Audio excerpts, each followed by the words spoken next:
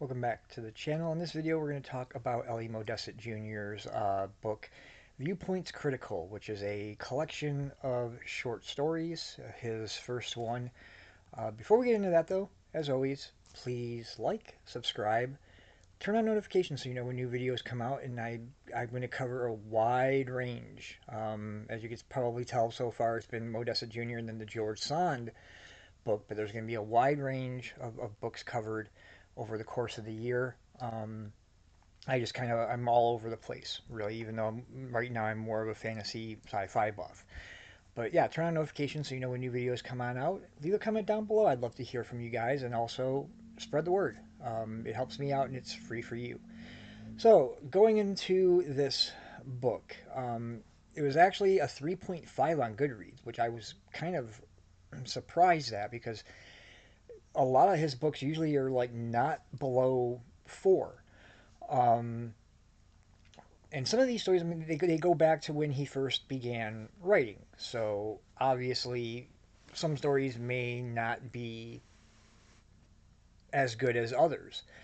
Um, there are a couple that are from the Recluse saga. So if you have Recluse Tales, you'll um, Black Order Mages in here, which is the story of Cassius, as well as Sisters of Serenin, Sisters of Westwind, which is kind of around the time of the forming of Recluse during the that time with Kreslin and Megara, but told from a different perspective, not from the main characters of that book, but from those books, but from one of the guards.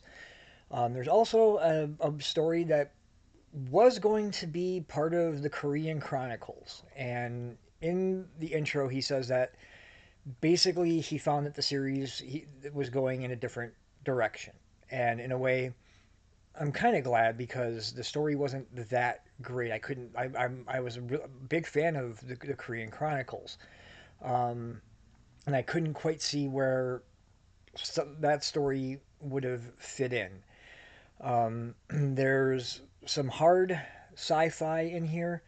There's some sci-fi that isn't really sci-fi. It's kind of in the future, but kind of political, Washington-ish kind of thing. There were a couple of stories that really stood out to me. One was the pilots, and it's really a cross between a fantasy story and a story about the Vietnam War and the wall that is in Washington, D.C. And it was kind of interesting that I came up to this because, like, the night before I read that story, my dad and I were talking um, over the phone, and he had mentioned how he had almost gone to Vietnam, um, but he lost a lot of friends there. Um, so just the fact that we talked about it, and then next thing you know, boom. And I mean, I knew like Modesitt Jr. He served in the Vietnam War. He was a pilot. He had made no secrets about that. But this story is it left some. It stuck with me. The way the wording is. Um, there's I think there's a hidden message. If I had to pick one up, because there's a line in there where a spirit says to the guy, they're not all there. They're never all there. And my thinking, if I and I mean only really Ellie Modesitt Jr. knows this, but is he talking about people who are still MIA, who are missing in action, whose bodies have never been recovered, they've never been found, and they could still be alive, like the missing in action movies with Chuck Norris or the Rambo movies with Sylvester Stallone, in sort of work camps or camps, basically. Um, it's something that, if I ever had the chance to talk to Ali Modesitt Jr., I would probably ask him.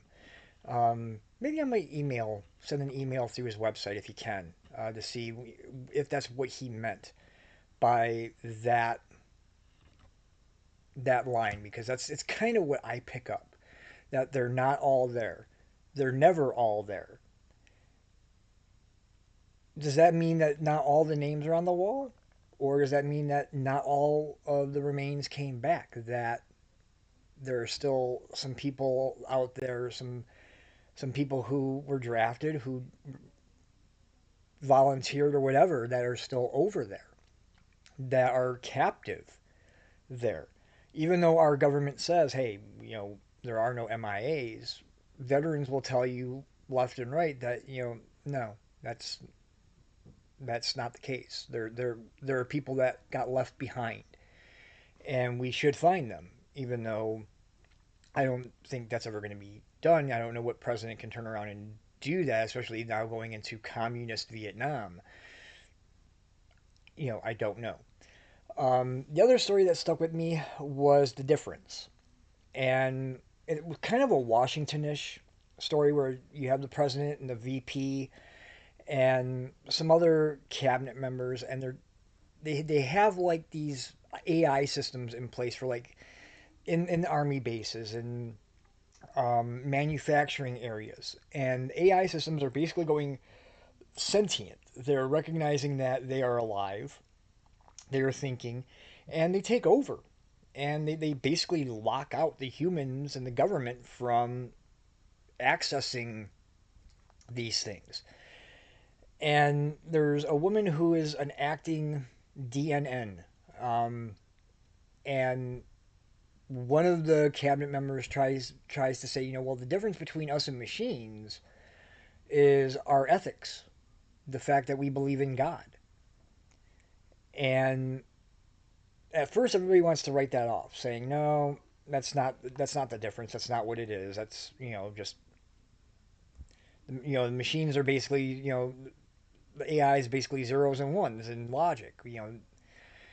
And the president says, you know what? Let's try this. Come up with a system that we can feed to the AI about a moralistic deity, about God. Meanwhile, he meets with the VP and the Secretary of Defense saying, let's get ready to blast the crap out of these things because if this doesn't work, then we need plan B, but at least I can say I tried this plan first. So the next day, or after it's all implemented, there's a hologram that comes up in the middle of the table where it's a woman. And I think really only Ellie Modesitt Jr. is one of the only male authors that can pull this off. And they're all like, "Who are you?" And they're like, "Well, this is you wanted a real deity, you wanted a real god. I am your god, or I prefer goddess." And they all look to the acting DNN, and after the goddess disappears, saying basically, I control everything now, you don't. Pure and simple. Um, they look to the DNN and are like, "What did you do?" And all she says is, "Exactly what you told me to do," and that's it. So, what what rating did I give this? What stars did I give it? I didn't. It's the first book of his that I gave below a 5 star. You can't do half stars, but on Bookly I did go 4.5. On Goodreads 4, but I would give it 4.5 overall. I think one thing is because I'm short stories are a different animal. I think Ellie Modesitt Jr.'s strength is in the novel, is in the series, or just even standalone the novels. Some stories, like I said, stuck with me, and some are just kind of like, yeah, but not really leaving that pure impact. And not every story is going to, not every book is going to be 5 stars, and that's fine. Um, but I enjoyed it for what it was. To see some of his other work, and he even admits, he he has a profound respect for people who deal with the short stories, who basically do that for a living, because his working is in the novel. He admits that my strength is the novel, not short stories. So at least he can admit that. And like I said, 4.5, it was good. If you're an L.E. Modesitt Jr. fan and you haven't read it, I would say read it. See the other side of the Korean Chronicles, where it could have gone. If you haven't read the two Recluse short stories, even though they're part of the chronology, for that you could do it. But it's good, 4.5, and like I said, not everything's going to be a 5 star. So, but 4.5. So, as always, like I said, please like, subscribe, turn on notifications so you know when new videos come on out. And like I said, there's going to be a wide range of topics here. Um, a lot of the books will be sci-fi, fantasy. There's going to be a lot of L.E. Modesitt Jr. just because that's where I'm at right now. But there's going to be standalone stuff that I'm going to put in, and there's going to be things that you know that people might be like, "Wow, I didn't expect that one." But yeah, so and leave a comment down below. Let me know what you think I should read and review, and rate. I'm curious. I love hearing from you guys. Um, so yeah, until next time, as always, keep YouTube literate and God.